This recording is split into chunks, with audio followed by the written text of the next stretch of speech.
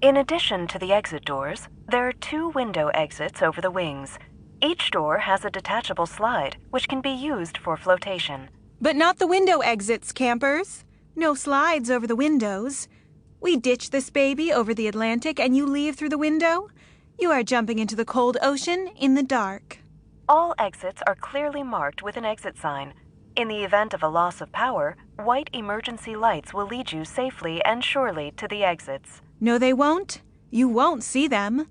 The cabin will be filled with smoke, and everyone's carry-on crap and service items will be everywhere. Good God, you're probably dangling upside down by your seatbelt. In the event of a loss of cabin pressure, which, trust me, is very rare, the panels above your seat will open, and oxygen masks will descend. Which is important because when you put them over your mouth, the captain won't be distracted by your howls of "This is it, we're going down" terror. Be sure to adjust your own mask before helping others. And don't expect either of us at the front of the cabin to help you. Karen over here. Emily points with her thumb at the older flight attendant. Will be shouting brace, brace, brace. And I will be sobbing into my sleeves and shitting my pants.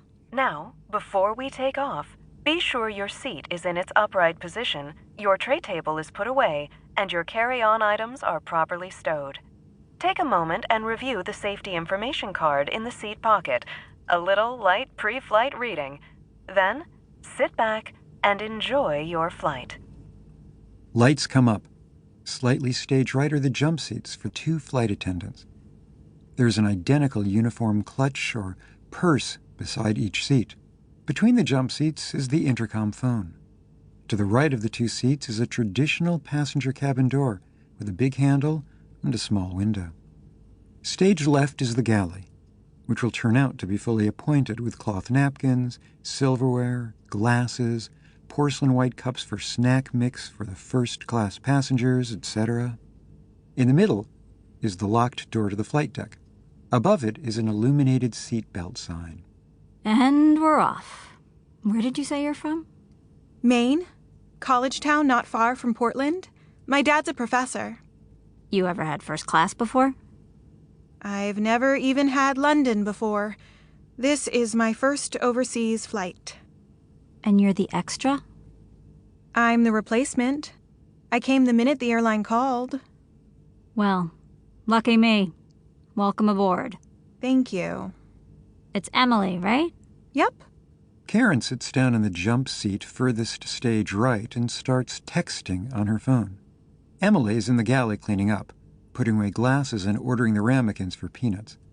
She notices the other woman on her phone and approaches her. I once had a guy tell me that was the Sharon Stone seat. Basic instinct. Creepy, right? Karen looks at Emily like she's insane, but crosses her legs. She resumes tapping a message or email on her phone. Shouldn't we be in airplane mode? Karen ignores her and her phone pings. She smiles.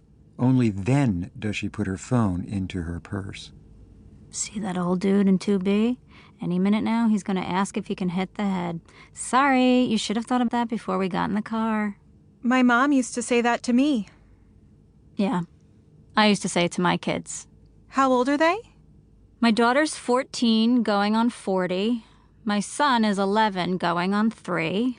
I still have to tell him to pee before getting in the car. You did put your phone in airplane mode, right? Yeah, I did. Probably.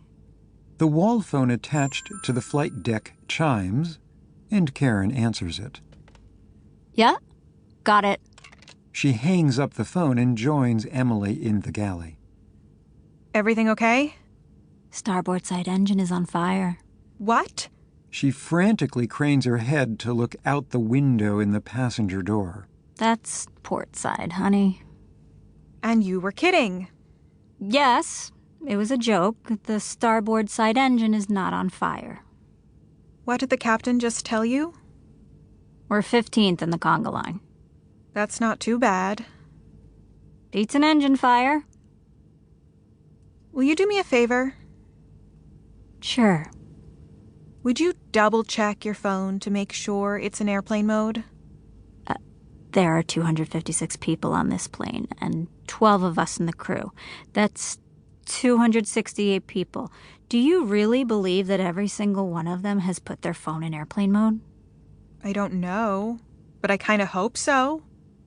Karen goes to her purse, gets her phone, and dramatically swipes right for Emily to see. There. If the plane augers in, it's not on me. Thank you. Tell me something. Go ahead. Just how scared of flying are you?